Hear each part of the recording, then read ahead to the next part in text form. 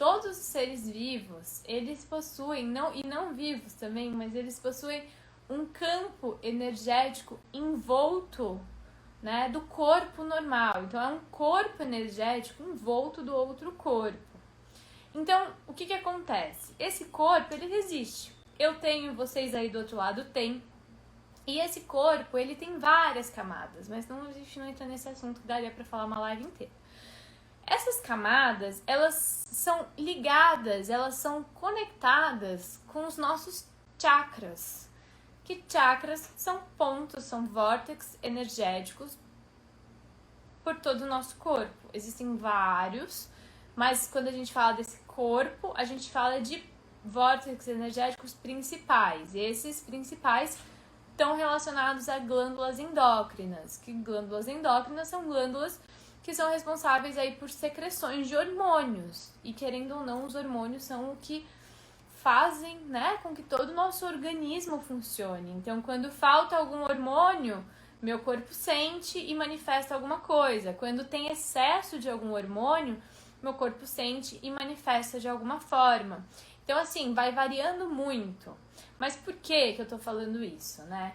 Porque quando esse corpo sutil, ele tá em conexão com esses outros corpos menores, eles vão trabalhando em conjunto. É como se fosse uma engrenagem. E essa engrenagem, ela funciona também entre esses outros corpos. Então, ela tem, além daqueles, tem esses. Mas é muito longo, espero que vocês estejam entendendo. Se vocês ficarem com dúvida, pode me mandar aqui, fala que eu não entendi nada, repete, não, né? Ou manda dúvida que eu respondo, tá? Então, o que acontece? Esses corpos, às vezes, eles possuem alguns desequilíbrios.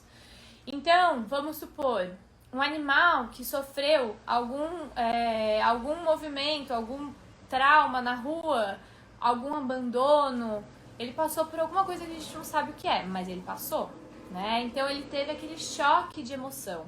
Ele teve aquele choque de não foi legal, ou ele teve muito medo, ou ele sofreu, ou ele sentiu dor, e aquilo reverberou de alguma forma que virou um trauma, por exemplo, ou virou um animal mais agressivo, porque ele de uma forma, para querer se defender das pessoas, porque ele passou por um trauma, por uma pessoa, então ele acha que ele precisa se defender das pessoas, ele acaba ficando agressivo. É uma forma que ele tem de se permanecer aqui, né? Então, o que acontece? Esses corpos, eles sentem tudo que a gente passa, tanto nós como os animais. E essas coisas vão ficando instauradas nesses corpos. E instauradas, que fala, é como se fica lá. É um armazenamento de informações que vão acontecendo ali. E aí, o que acontece? Esse animal vai acabar desenvolvendo algum comportamento referente àquilo. Só que eu não sei o histórico do animal, eu adotei, e aí meu animal hoje ele é medroso, ou ele é agressivo, ou ele tem algumas coisas que eu não sei o porquê que ele tem, mas ele tem.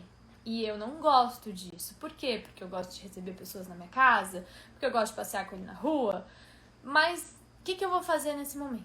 Então eu vou trazer o reiki hoje agora para auxiliar nesse processo. Então, por exemplo, esse animal, ele possui medo.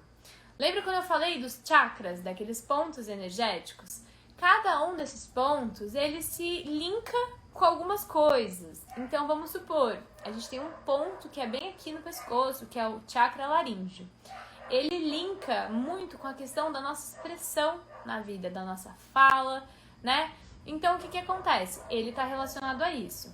O do medo está relacionado ao chakra básico. É o chakra base, lá na coluna.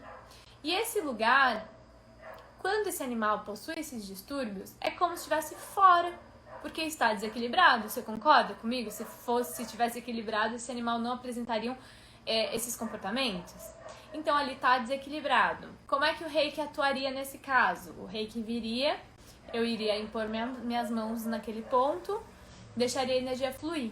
E eu iria como se fosse recarregar, né? Ou equilibrar aquele ponto, a ponto de fazer esse animal melhorar o seu comportamento, melhorar, deixar de ser tão agressivo, começar a confiar mais nas pessoas, não sei, né? É muito particular, é muito personalidade. Os animais possuem personalidade igual a gente, Vamos aí, quem aí não tem um animal com uma super personalidade dentro de casa, né? E é o jeito deles e a gente precisa aceitar como eles são, assim como eles aceitam a gente como nós somos, né? Então, por exemplo, o medo é um desses casos,